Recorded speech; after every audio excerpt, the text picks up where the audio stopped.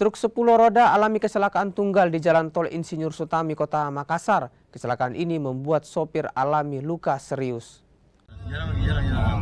Truk 10 roda yang alami kecelakaan tunggal ini alami ringset di bagian depan usai menghantam pembatas jalur Jalan Tol Insinyur Sutami, Makassar.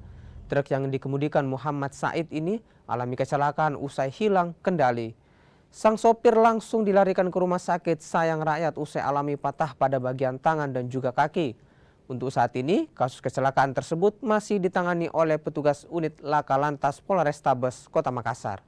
Terjadi kecelakaan di jalan tol Insinyur Sutami.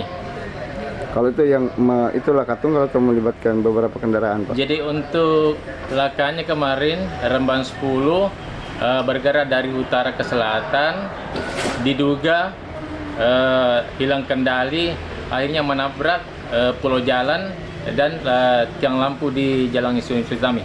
Ada korban, Pak, atau seperti apa? Untuk korbannya tiga, sopir sendiri inisial MS, sekarang dirawat di rumah sakit Sayang Rakyat, dan untuk lukanya tangan kiri patah dan tangan kiri patah.